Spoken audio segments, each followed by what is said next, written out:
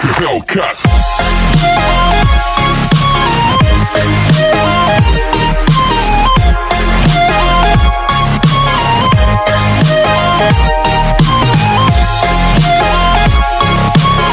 Hello everyone, welcome to purple word. आज मैं first love it's you का episode second explain करने जा रही हूँ।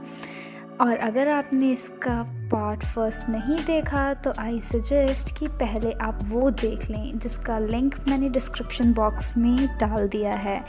एपिसोड की स्टार्टिंग जी को सूप बनाते हुए दिखाया जाता है, जहाँ वो जेन से कह रही होती है कि क्या उसने उसे कहा था लेट नाइट वर्क करने के लिए। अगर वो लेट नाइट वर्क कर ही रहा था तो उसे अंधेरे में यहाँ वहाँ मंडराने की क्या ज़रूरत थी, और अगर वो मंडरा भी रहा था तो उसे डराने की क्या ज़रूरत थी। एक तो उसने उसे डराया, ऊपर से सूप बनाने का ऑर्डर भी दे दिया। नेक्स्ट सीन में वो सूप लेकर जेन के पास जाती है, जहाँ उसकी टोन बिल्कुल चेंज हो गई होती है। जहाँ वो थोड़ी देर पहले जेन को कसूरवार बता रही थी, अब यहाँ वो खुद को ब्लेम करती है और कहती है कि क्या ज़रूरत थी उसे यहाँ लेट नाइट वर्क करने की, और अगर वो लेट नाइट वर्क कर भी रही थी तो उसे अंधेरे से इतनी डरने की क्या ज़रूरत थी, और अगर वो डर भी रही थी तो उसे जेन को हर्ट करने की क्या ज़रूरत थी। ये कहकर वो जेन से सॉरी कहती है और उसे कहती है कि उसे हॉस्पिटल चले जाना चाहिए, मेडिकल एक्सपेंसेस वो खुद उठा लेगी। तभी जेन उसे कहता है कि सूप बहुत अच्छा था, वो उसके लिए वही सूप कल फिर लेकर आए। नेक्स्ट सीन हमें जी के घर का दिखाया जाता है, जहां वो जेन के लिए सूप रात में ही रेडी करती है। तभी उसे किसी मास्टर की कॉल आती है। वो उसे सारा इंसिडेंट्स बताती है और कहती है कि उसने आज एक कलीग को हिट कर दिया है, इसलिए वो उसके लिए सूप बना रही है। तभी वो रूयू के बारे में बताती है कि उसका एक कॉलेज फ्रेंड जिसका नाम रूयू है, उसने उनके ऑफिस में ज्वाइन करा है एज अ न्यू कमर। तभी वो मास्टर कहता है कि उसे कोई काम है, इसीलिए वो कॉल रख देता है।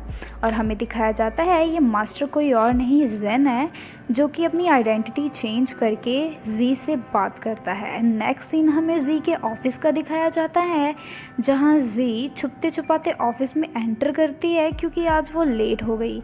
वो छुपी रही होती है कि रूयू उसके पास आता है और उसे पकड़ लेता है। तभी येन उन दोनों को अपने पास बुलाता है और कहता है कि क्या उन लोगों ने जेन को देखा है, उसके फेस पे चोट का निशान है। और उसने जेन से पूछा कि वो इंजर्ड कैसे हो गया, तो उस पर उसने कहा कि वो दरवाजे से टकरा गया था। तभी रूयू कहता है कि उसका इंजर्ड फेस तो उसे भी देखना है। ये कहकर वो हंसने लगता है, जहाँ जी कहती है कि उसने उन दोनों को यहाँ ये गॉसिप करने के लिए बुलाया था। तभी येन कहता है कि उसके पास कुछ और भी है उन लोगों को बताने के लिए। तभी वो जी को स्क्रिप्ट देता है और कहता है कि वो as a side actress voice dub करेगी, और साथ ही साथ वो ये भी बताता है कि पहले लीड एक्टर की वॉइस डबिंग रूयू करने वाला था, बट अब लिलियन इस डबिंग को करेगा।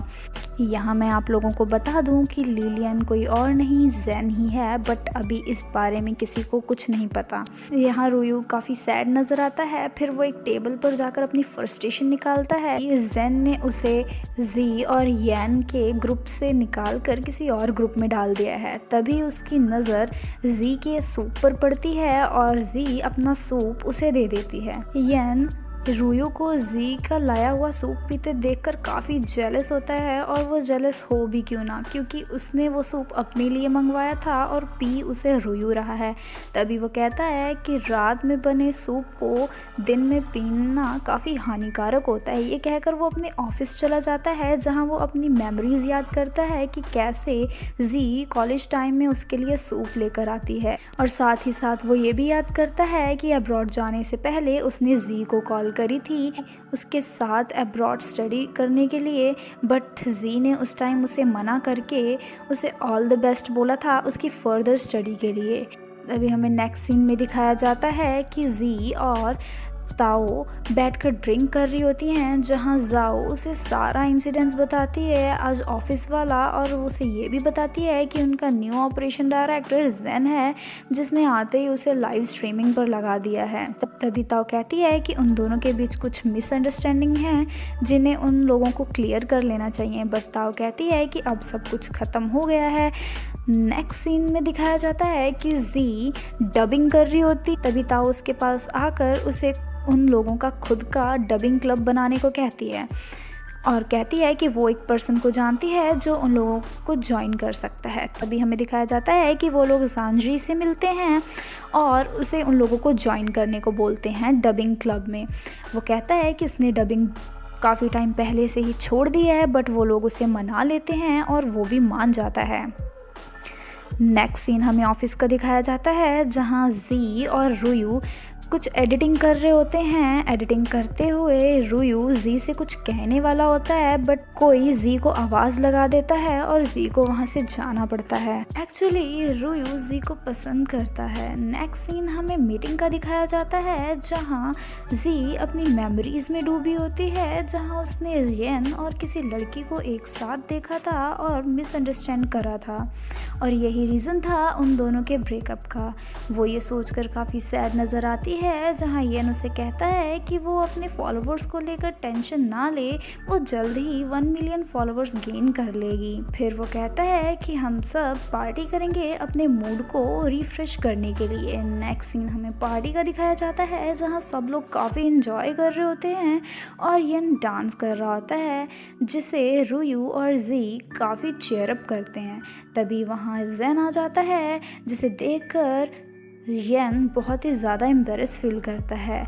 जेन कहता है कि आज की पार्टी उसकी तरफ से है, जिसे सुनकर सारे कलीग्स काफ़ी खुश होते हैं और उसे बेस्ट बताते हैं। जी जेन को वहाँ देखकर कहती है कि इसे तो इस तरीके की पार्टी पसंद ही नहीं, तो फिर ये यहाँ क्या कर रहा है। अभी रुयू जी को उसके साथ सिंग करने का ऑफर करता है और ये सुनकर जी फिर से अपनी पुरानी मेमोरीज में चली जाती है, जहाँ कॉलेज टाइम में दोनों ने साथ में लव सॉन्ग सिंग करा था। जेन ये सब देखकर जेलस फील करता है और जेलसी में जी का हाथ पकड़कर उसे बाहर ले आता है, जहाँ जी उसे कहती है कि अब वो उसे क्या चाहता है, जिस पर जेन कहता है कि वो किसी और के साथ लव सॉन्ग कैसे गा सकती है, और वो कहता है कि क्या वो अपना प्रॉमिस भूल गई कि वो लव सॉन्ग सिर्फ उसी के साथ सिंग करेगी, जिस पर जी कहती है कि उसे हर एक वर्ड याद है, स्पेशली वो वर्ड भी जो उसने शी लियू को कहे थे।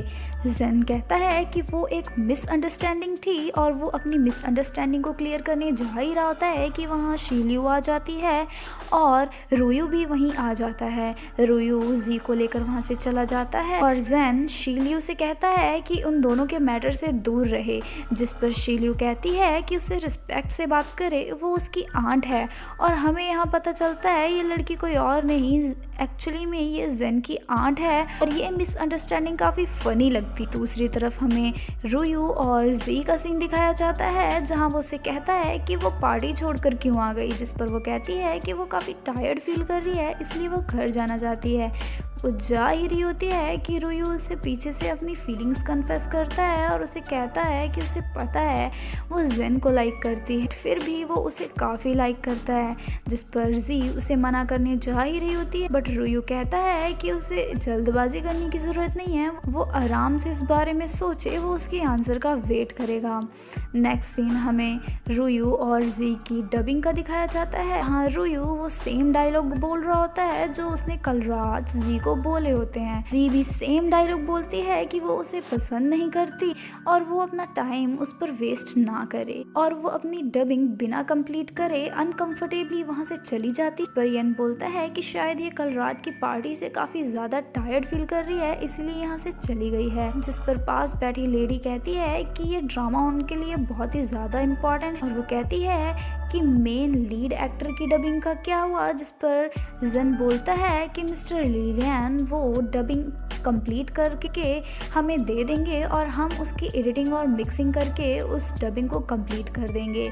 तभी येन कहता है कि उनके लंच का टाइम हो गया है, तो वो लोग लंच करने के लिए चले जाते हैं और रुयू जेन से बात करने को कहता है। नेक्स्ट सीन में वो टेरेस पर दिखाए जाते हैं जहाँ जेन कहता है कि क्या तुम जी को अब भी लाइक करते हो। पर जेन कहता है कि उसे इस चीज़ से कोई फ़र्क नहीं पड़ना चाहिए, बट वो कहता है कि कल रात उसने जी को अपनी फीलिंग्स कन्फेस करी हैं, जिस पर जेन कहता है कि उसने पक्का तुम्हें रिजेक्ट कर दिया होगा। रुयू कहता है कि वो दोनों सेम सिचुएशन में हैं और बिल्कुल स्टार्टिंग पॉइंट पे हैं, इसलिए वो फेयर कंपटीशन करने को बोलता है। और इसी के साथ हमारा ये एपिसोड यहीं पे ख़त्म हो जाता है। Thank you so much for watching.